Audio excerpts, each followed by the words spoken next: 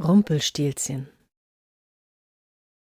Once upon a time, there was a miller who was very poor, but he had a beautiful daughter. One day, the king happened by his humble mill, and to make good with the ruler, the miller told him that his daughter could spin straw into gold. The king was intrigued and ordered the miller to send his daughter to the palace the next day. When the daughter arrived, the king led her to a room filled with straw and said, "If you spin all this straw to gold by morning, I will marry you and make you my queen. But if you fail, you will be put to death." Left alone in the room and not knowing what to do, the girl sat down and cried, until an incredibly ugly gnome stepped up to her to ask, "Why are you crying, my child?" At first the girl was frightened by the hideous creature, but as it acted friendly, she finally told it her sorrows. To this the gnome asked, "What will you give me if I help you?" The poor girl had little on her, but she offered the ring her father had given her. The little gnome agreed. It took away her ring, and whir, it spun all the straw to gold. The next morning, the king was very pleased to see all the gold, but his heart was overcome with greed. So he led the miller's daughter into an even bigger room full of straw and again said, "If you spin all of this to gold by morning, I will marry you. Otherwise, I will have you put to death." When she was alone, she sat down and waited anxiously. And truly, it did not take long until the ugly gnome came up to her again. It already knew about the predicament and again asked what she had to offer. "Take the necklace my mother gave me," she suggested. It agreed, took away the necklace, and whir, it spun all the straw to gold.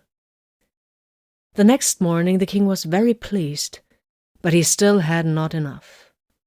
So he took the miller's daughter into a barn full of straw and promised her that he would marry her if she could spin all of this to gold as well. When the gnome appeared, the girl had nothing left to offer, but it took pity on her and said, "If you promise to give me your firstborn child, I will spin the straw to gold for you."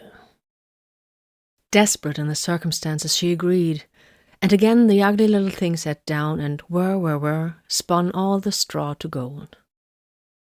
Finally the king was satisfied, and the miller's daughter became his queen. Soon she was with child, and amid the happiness of how things had turned out, she had forgotten the gnome. But not long after the child was born, it appeared to claim its price. The queen was devastated and begged the gnome not to take her beloved baby from her. Her tears and appeals did indeed move the ugly creature, and it said to her, "I will give you 3 days. If you can guess my name until then, I will leave you your child."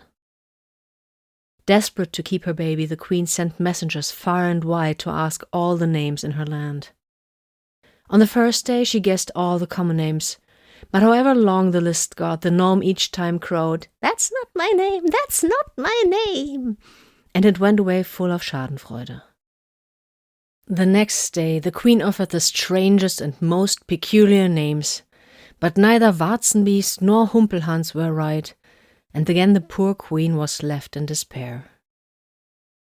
On the 3rd day, however, shortly before the gnome was due to appear, one especially diligent messenger returned and told the queen the most curious story. "My queen, I have traveled far and wide on your command, but have found no new names. However, in the outermost regions of the kingdom, where fox and hare bid each other good night, I spotted a bonfire, and when I snuck closer I saw an ugly little gnome jumping around a boiling kettle crying, 'Today I'll bake, tomorrow I'll brew, the next day the young queen's child is due. Oh, how happy do I find, to Rumpelstilzchen she is blind.'" The queen was beside herself with relief to hear this. Soon it was time for the gnome to appear, and when it came it cackled, "Well, make haste, I long to take my prize." "Is your name Hans?" she asked. "That's not my name," it cried. "Or is it Heinrich?" the queen guessed.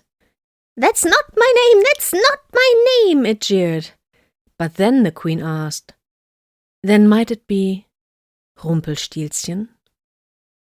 The twisted gnome began to shriek in boundless rage. The devil told you that! The devil told you that! And in its wrath it ripped itself in twain to sink into the ground and never to be seen again. The queen rewarded the messenger handsomely for having saved her child, and all of them lived happily ever after.